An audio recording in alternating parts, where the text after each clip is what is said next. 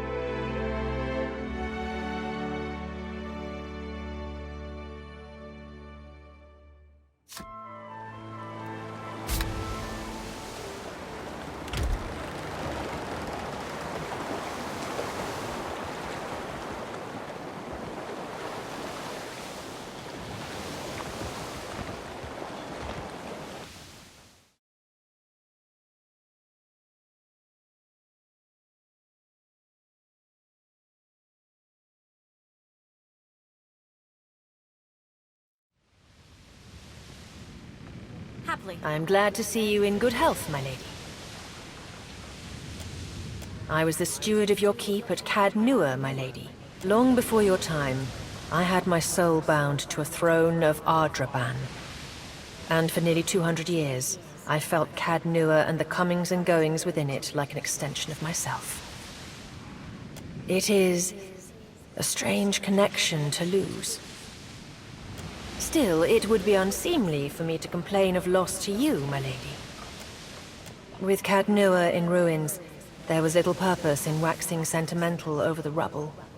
I was able to salvage enough of your treasure and wealth to afford the purchase of the Defiant and the hire of a small crew. Unfortunately, that consumed the remainder of your once considerable assets. Under the circumstances, I hoped you would not object. I suggest we proceed to Neketaka, my lady. It is the largest city in Deadfire, and we shall be better able to get our bearings there. Of course.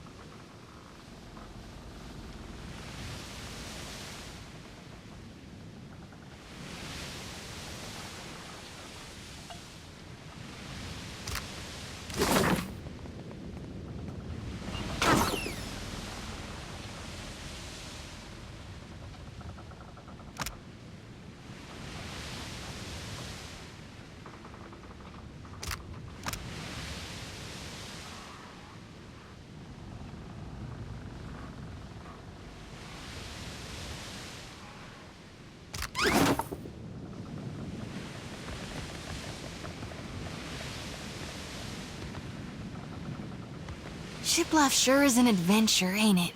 Just think of all the places we can sail to, all the sights we could see. This is nothing like being stuck on a farm, or cloistered in the back of a temple.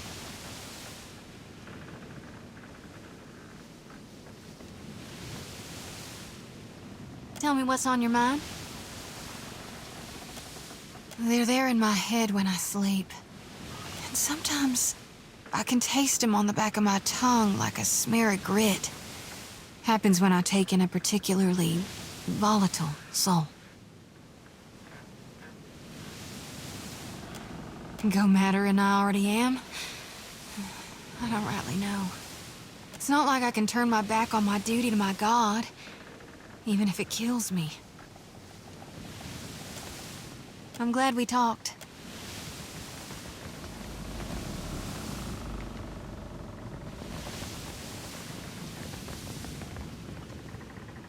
I got time. I want the only I don't see it playing out that way. If you like, I want the destruction to stop. I want him to finish what he's doing and then go in peace. Only I don't see it playing out that way. If you like.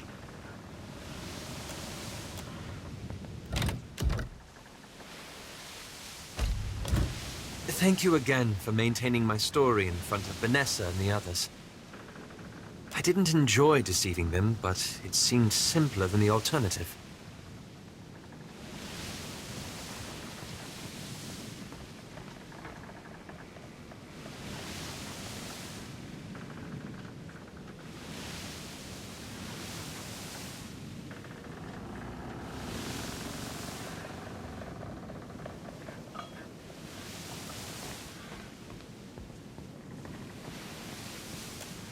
Believe me, I take no pleasure in duplicity.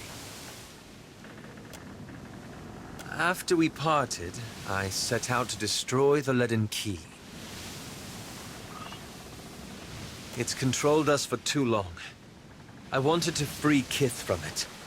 So for 5 years, I've been tracking down Leaden Key circles, searching for the places where they operate in secret, trying to undo them.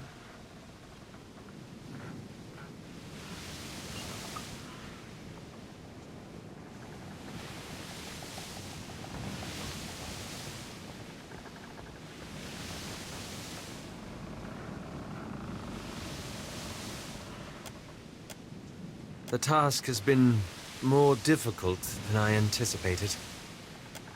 I don't think I fully understood the weight of the decisions I would have to make, or the burden of living with them. It was much easier when I only had to follow someone else's lead. My father's, Theos's, yours.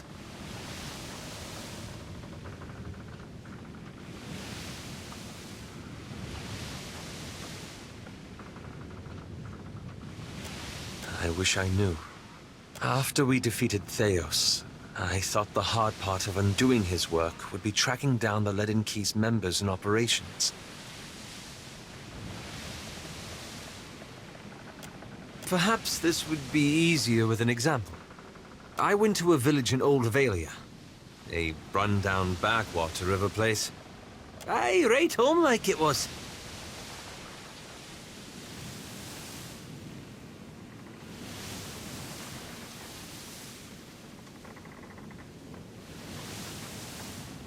Centuries ago, the Leaden Key had intervened to end some heretical cult. The details were lost, but what had endured was a practice of ritual bloodletting. A gruesome, pointless tradition. At every full moon, the villagers would feed the soil with their blood. No one, young or old, sick or hale, was exempt.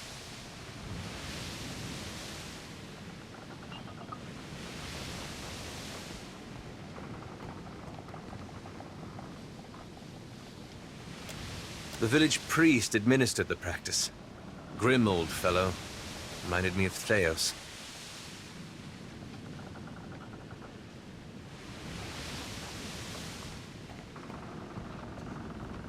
Wicket el bun back, 'tis what the lad means. He was a tyrant. I was certain that if the villagers were free of his influence, they'd be free from the bloodletting too. So I arranged for him to have an accident.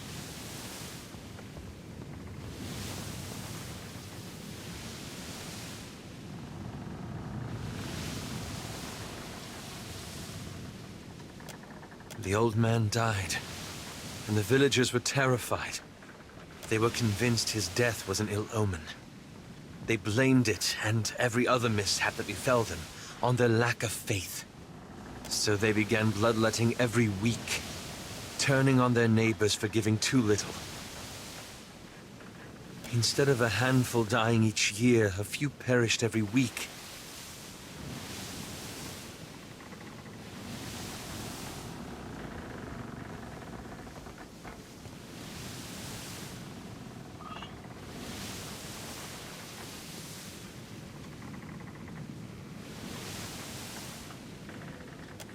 I had to do something, didn't I? I keep wondering what I might have done differently, or how I could have known better.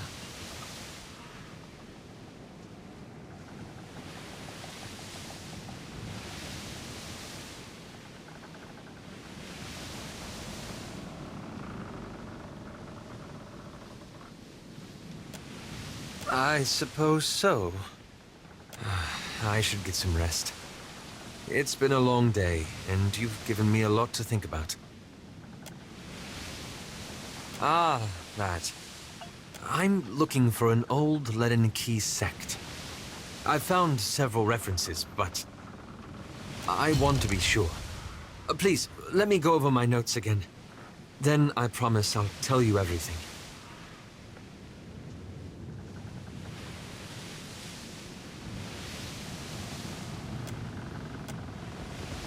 You look like you have something on your mind.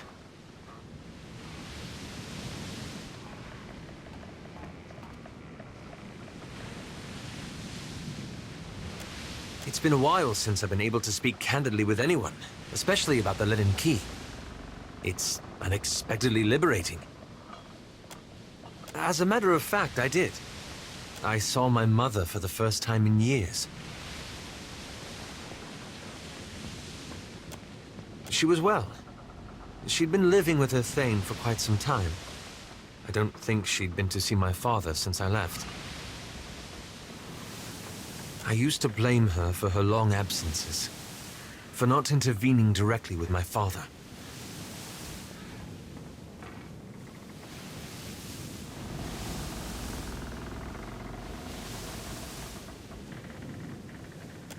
I realized that she was torn between two demanding roles, and two demanding men.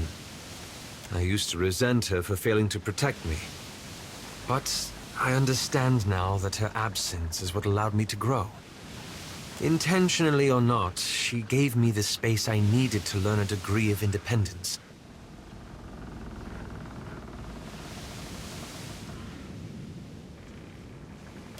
Thank you. It felt good to resolve that much.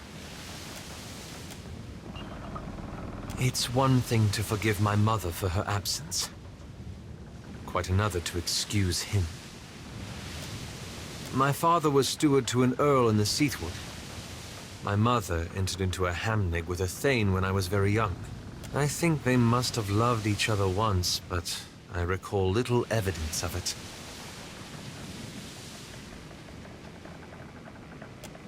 It was.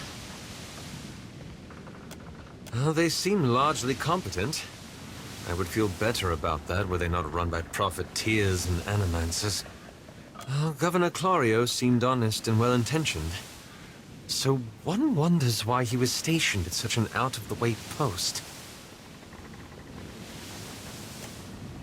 One would hardly imagine that a colossus made of glowing Ardra could be so hard to find. But then I suppose the gods wouldn't have chosen you if the task were easy. I must say, our adventures together have been a welcome change of pace.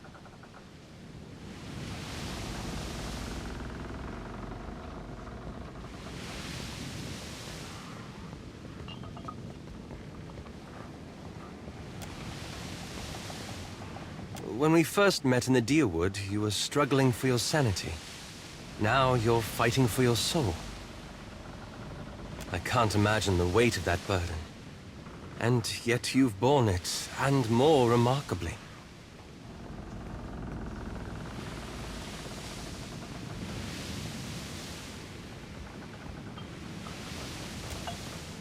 That's precisely what I mean. The gods have sent you after Aethys, and every power of note in Deadfire has their own plans for you. That puts you in a position of incredible influence. I'm glad you don't take your responsibilities lightly.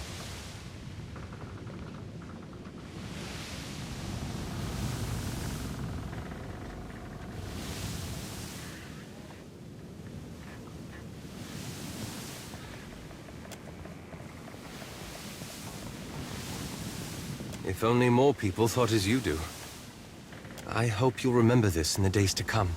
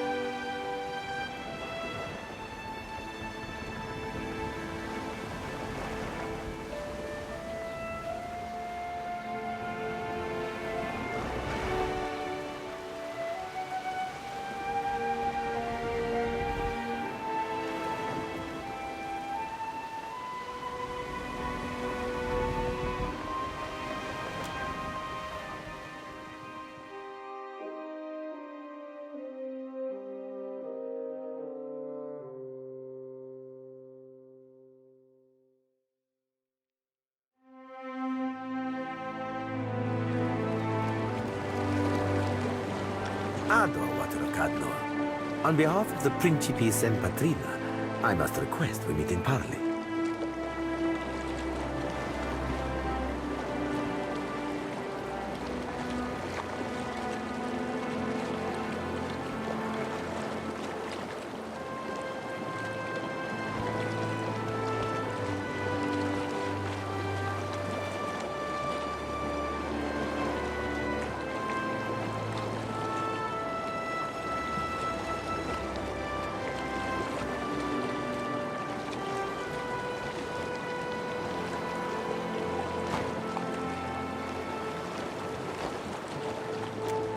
È così.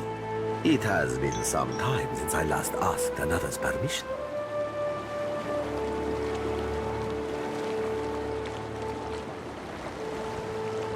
I have heard some marvelous tales regarding your ventures in the Deerwood. In fact, you are the first dragon slayer I have ever met, outside of a grave. Some fools would seek to make a fortune by pilfering from one such as you. I take it he is not one of those fools. Perhaps we should listen.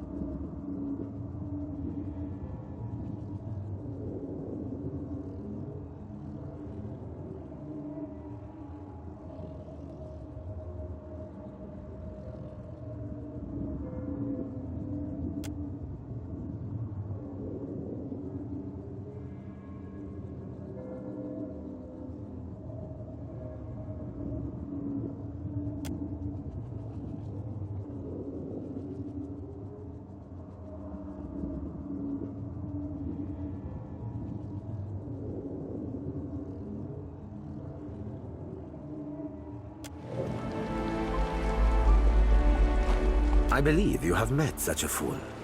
Captain Benweth of the Drake.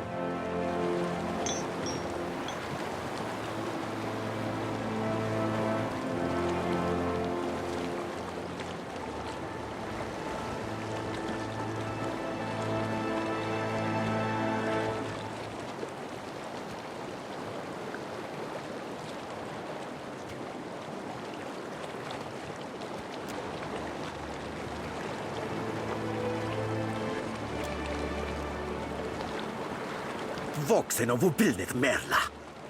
Careful, ship hunter.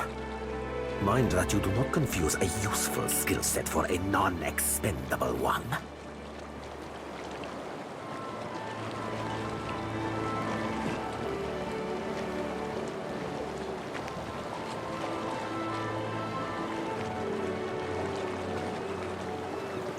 My apologies. Rest assured, it will not happen again.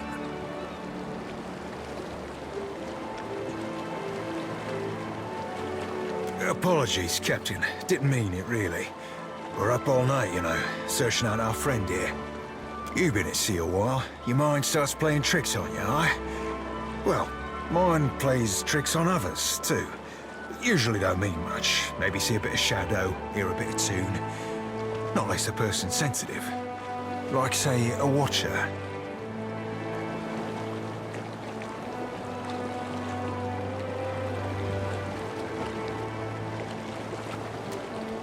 This is the first you are hearing of us, truly?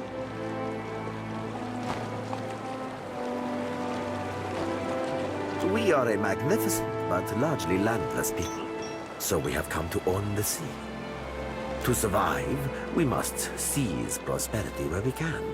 Hence, we're oft labeled as pirates, smugglers, merchants of illicit trade, or mercenaries.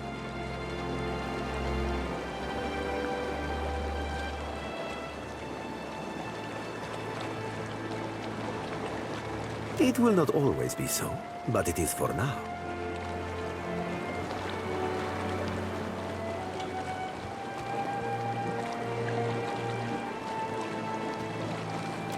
Galarde. Then that should make this easy. I am keen to show my rascal of a compatriot some much-needed humility. I thought perhaps you may care to as well. For Auntie's, for... Do my job for me, friend. Hope you don't die in the effort.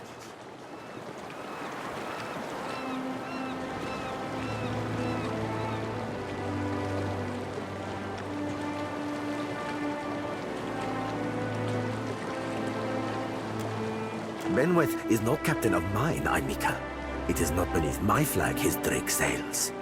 Yet I do seek to temper his actions when they would endanger the Principe altogether. Are you saying if we rile you, you will pose no threat to us? Così, pardon if I do not believe you, Dragon Slayer.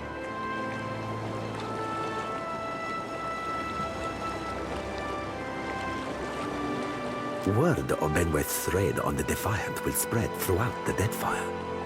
More fools will seek to prey upon you. I would suggest you stave off all others by making an example of Benweth. I will be honest with you, Aimika. I do not favor Benweth, nor do I care for the company he keeps. Such fools and scoundrels serve only to tarnish the Principe's reputable name. But I believe you will be capable of setting him straight.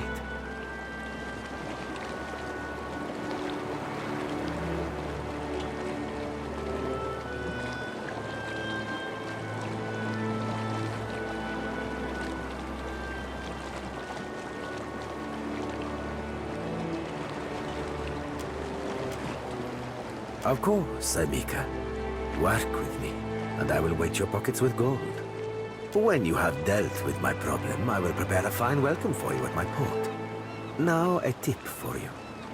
Benweth's drake took damage during the storm. Eventually, he will need to dock for repairs, and when he does, Seraphin can find him for you.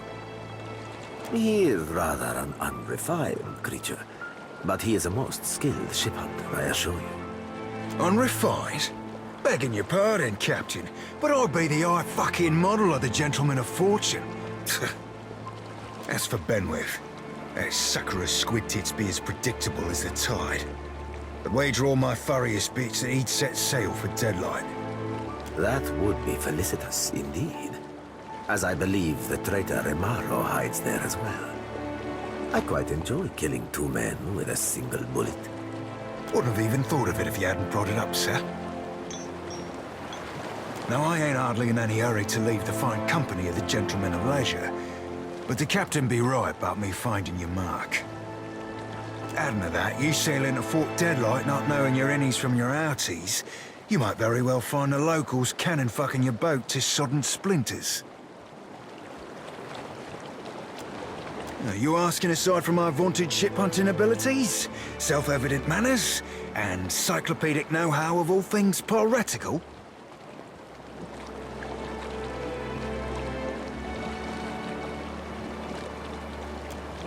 What venture does not require an investment to be prosperous? Seraphin is an allowance, which I expect you will return, in one payment or another. Nah, Captain Ferrante and I'll never be truly finished. Not till we've both met Andra face to bosom. And knowing that salty lass, mayhaps not even then.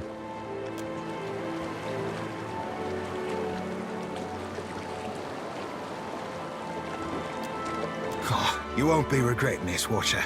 At least so long as you keep us heavy in grog and light on the onions. Ugh, them dirty shit apples ain't never agreed with me, and I'll be suspecting they never will. He's not sleeping near my berth, I promise you that much. I sail now for Damage, my own safe port.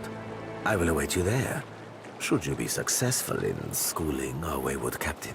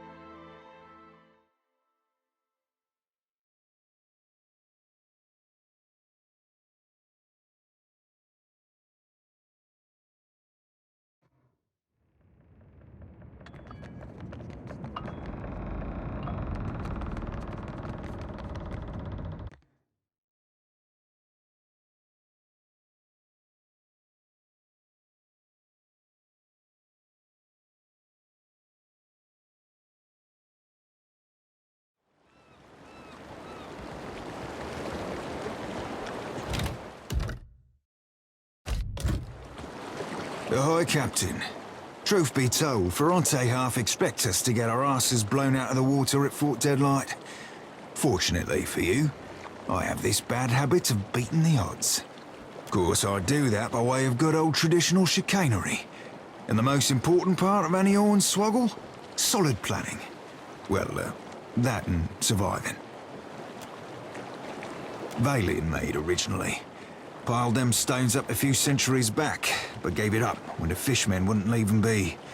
Hard to defend against wilder crawling up out of your crappers. Captain Aldiz claimed it a few years back. Fucking filthy from bow to stern, and she had her lads and lasses cleaning fish shit out of the floorboards for months. A couple of them thought it might be better sailing elsewhere and left in the night. Aldiz tracked them down quick as you like, took their heads, and fixed them into little lanterns for the front gate. Called them Fort Deadlight's Deadlights. They say she ain't had a deserter since. Tad cruel for my taste, but I admit to admiring the wordplay. She's sharp as shit, that one. Tongue, mind, and ears alike. Sailed out of Deerwood or Adair one. Knows her knots, and how to crew a ship that won't turn sour. The words ring out among the Principe, more than you'd think for new blood. Part of that's a fierce support of freedom, from slavers, from the empires, from the Juana's caste system even. The rest a lenient hand. Step out of line and Ferrante's got your old crew up for lashes. Aldiz, though, she's, let's say there's a reason she attracts limp-cocked nut twists like Benwith. Can't say I much approve of a lack of regard for our traditions, but, can't say I don't share her vexations with Ferrante and the old garden either.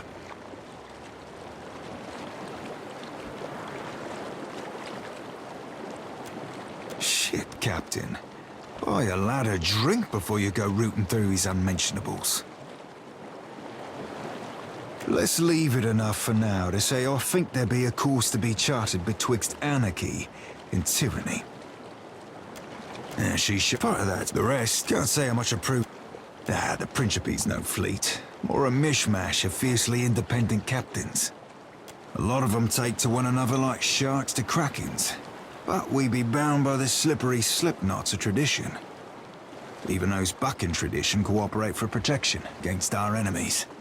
Many of the old guard have died off, though, and the new blood flooding in be, less the civil sort. Funny thing about it being a fort means it ain't a boat. Means it don't have to worry about the way the cannons are storing honking big balls. Guns they got crowning that castle put a hole in your poop deck before you've sighted land.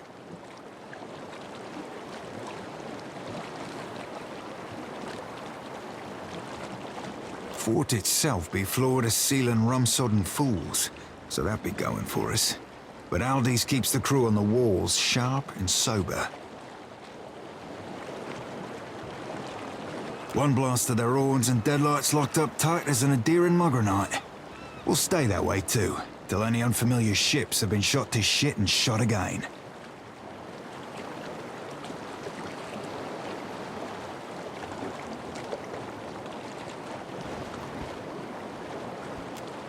Oh, you be asking me for a plan?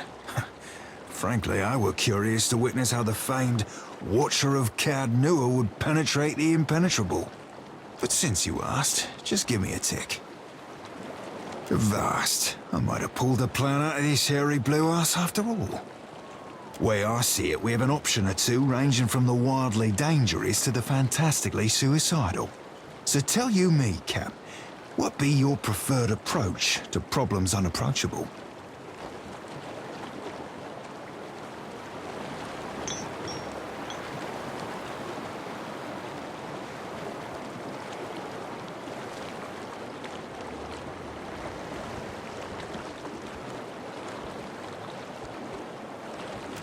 Might be there's a way to sneak inside. Bet we can find a shady spot to tie up a skiff under the veil of night. Then up the walls and over, quick as you please. Sussing out a place to land without being spotted ourselves require Helia's own eyes. Or a spyglass. You've got a spyglass, I hope? Yeah, sure, used to. Then I made the mistake of lending it to Ferrante. Apparently forgot it weren't his. Showed him the S I carved into it, and he turned around and told me it stood for spyglass. There's an important lesson to be learned there. You take something to see, you hold grip on it real tight. Well, then let me recommend you remedy yourself there, Captain. A good spyglass be like a good lover. Shows you the bits you'd have missed otherwise. Deadlight's a tough coconut to crack, but if not cracking, what are nuts for? Smart play for crashing any party involves scavenging yourself up an invite, and then dressing to impress.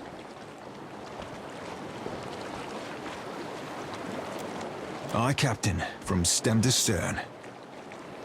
Looking the part in this case means hoisting colours identifying us as Principe. Don't have to tell you how dangerous such a bit of fabric can be if the wrong person catches you flying it. Well, Principe captains don't just give up their flags for a few coins. Nekitaka's black market. If there be a Principe flag for sale, it'll be there. Mark it up and relocates every so often to avoid the Royal Guard. We'll just have to find wherever it currently be anchored.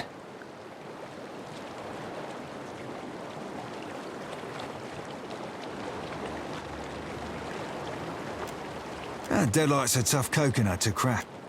Yeah, if you insist on the straightforward approach, you could always load the old with powder and balls and hope the walls of Deadlight give before you roll. Here's hoping you've practiced your breaststroke, savvy?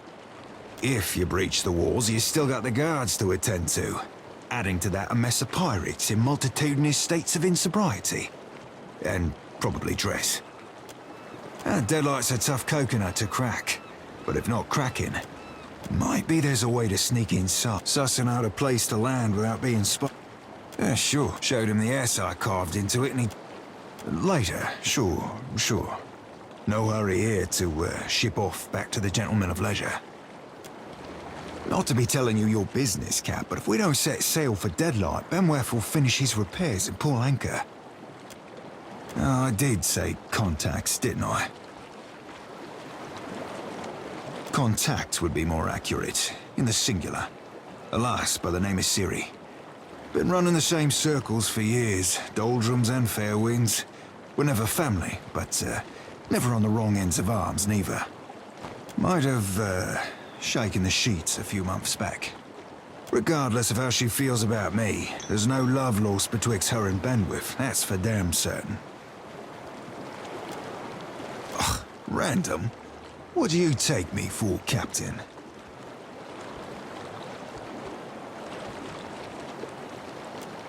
Well, I can't say as you're entirely wrong.